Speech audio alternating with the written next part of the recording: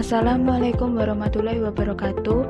Perkenalkan, saya Aulia Nurul Jannah dengan NIM A210200024. Di sini saya akan menyampaikan materi kebutuhan dan alat pemuas kebutuhan manusia.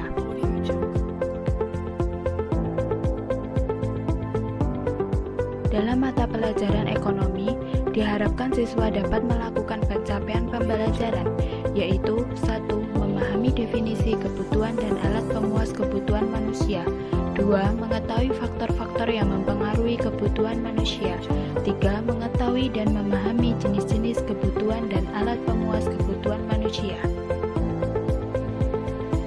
Dalam perekonomian, manusia berperan sebagai produsen sekaligus sebagai konsumen yang selalu berupaya memenuhi kebutuhan hidupnya melalui alat pemuas kebutuhan yang tersedia dan beraneka ragam. Alat-alat pemuas kebutuhan manusia adalah suatu barang yang dapat memberikan kepuasan terhadap manusia, contohnya mobil, laptop, motor, yang mana fungsi dari barang tersebut mampu memberikan kepuasan sendiri. Di dalam ilmu ekonomi, antara kelangkaan sumber daya dengan kebutuhan manusia saling berhubungan. Apa sih yang dimaksud dengan kebutuhan? Kebutuhan adalah hasrat atau keinginan manusia untuk memiliki dan menikmati kegunaan barang atau jasa yang dapat memberikan kepuasan bagi jasmani dan rohani demi kelangsungan hidup.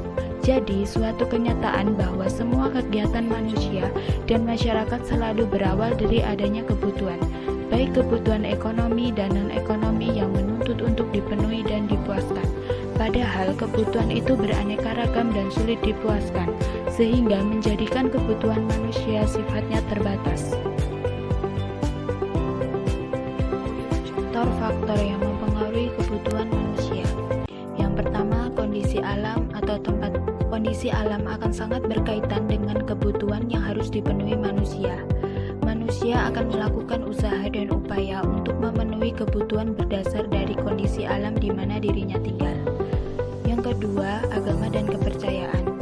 Ajaran agama atau kepercayaan yang dianut akan membuat kebutuhan yang dimilikinya akan berbeda satu sama lainnya. Setiap agama membutuhkan alat pemenuhan kebutuhannya masing-masing yang digunakan untuk menjalankan ibadah. Yang ketiga, adat istiadat. Adat istiadat yang ada dan berlaku di masyarakat akan sangat mempengaruhi dari kebutuhan yang dimiliki oleh setiap manusia. Hal ini dikarenakan adat dan tradisi yang ada akan mempengaruhi di perilaku dan tujuan hidup dari kelompok masyarakat yang ada di tempat tersebut.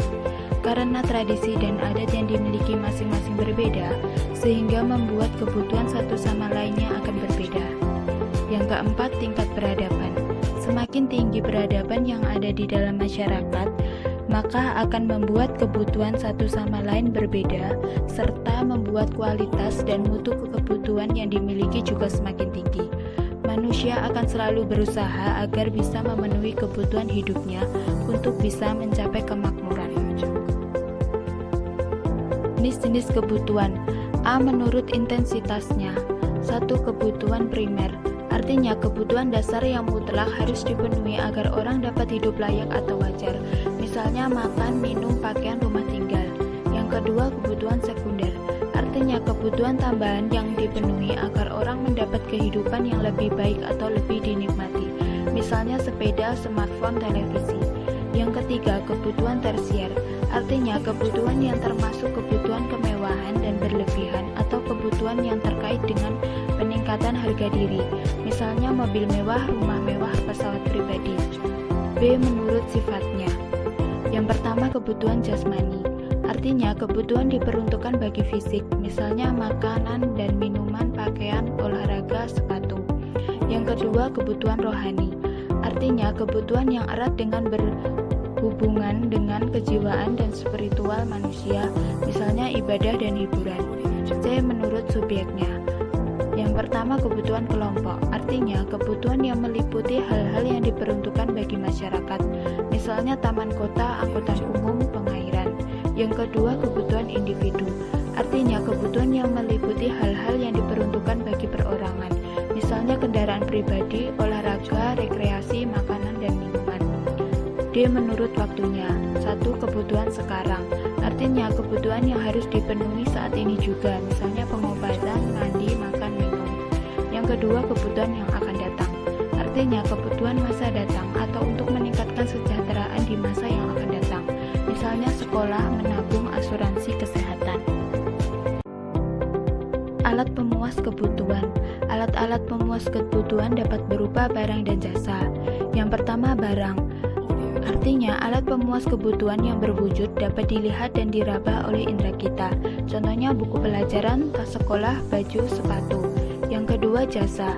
Artinya, alat pemuas kebutuhan yang tidak berwujud atau abstrak, tapi dapat dirasakan manfaatnya sebagai alat pemuas kebutuhan. Contohnya jasa guru, jasa dokter, jasa perawat. Jenis-jenis alat pemuas kebutuhan. A. Berdasarkan wujud. 1. Barang konkret. Artinya, barang pemuas kebutuhan yang dapat dilihat secara nyata atau fisik, misalnya buku pelajaran. Yang kedua, barang abstrak. Artinya, alat pemuas kebutuhan yang tidak dapat dilihat langsung tapi dapat dirasakan, misalnya kasih sayang orang tua kepada anaknya. B. Berdasarkan kelangkaan. 1. Barang ekonomi. Artinya, barang pemuas kebutuhan yang terbatas sehingga diperlukan pengorbanan biaya untuk mendapatkannya. Contohnya, alat tulis dan tas sekolah. Yang kedua, barang bebas. Artinya, barang pemuas keperluan yang tersedia secara melimpah dan tidak membutuhkan pengorbanan untuk didapat. Misalnya udara, air, sinar matahari. C. Berdasarkan cara pemakaian. 1. Barang substitusi. Artinya, barang yang dapat menggantikan keberadaan benda lain. Misalnya, ikan menggantikan daging, kentang menggantikan nasi. Yang kedua, barang komplementer. Artinya, benda yang berfungsi untuk melengkapi penggunaan benda lainnya. Contohnya, bahan bakar untuk melengkapi kendaraan. D. Berdasarkan sifat. 1. Barang bergerak. Artinya, barang yang dapat menjadi jaminan kredit jangka pendek, misalnya perhiasan. Yang kedua, barang tetap. Artinya, benda yang bisa dijadikan jaminan kredit jangka panjang. Contohnya rumah dan tanah. E. Berdasarkan tujuan penggunaan. 1. Barang konsumsi. Artinya, barang yang bisa digunakan secara langsung. Contohnya buku, pakaian, makanan. Yang kedua, barang modal. Artinya, benda yang dimanfaatkan untuk menghasilkan benda lain. Contohnya, traktor digunakan oleh petani. F. Berdasarkan proses pembuatan. 1. Barang mentah. Artinya, benda yang harus diolah untuk menjadi barang setengah jadi atau jadi. Contoh, padi, kayu gelondongan, karet. Yang kedua, barang setengah jadi. Artinya, benda yang sudah menjalani proses pengolahan namun harus diolah lagi agar bisa digunakan. Misalnya tepung, gula, beras. Dari materi ini dapat disimpulkan, hakikatnya kodrat manusia memiliki sejumlah kebutuhan yang diperlukan untuk melaksanakan perannya dan mempertahankan kelangsungan hidupnya. Kebutuhan manusia yang beragam menyebabkan manusia membutuhkan alat pemuas kebutuhan untuk memenuhi kebutuhannya. Namun, kebutuhan itu beraneka ragam dan sulit dipuaskan, sehingga menjadikan kebutuhan manusia sifatnya terbatas. Demikian presentasi dari saya. Jika ada salah kata saya mohon maaf. Sekian dan terima kasih. Wassalamualaikum warahmatullahi wabarakatuh.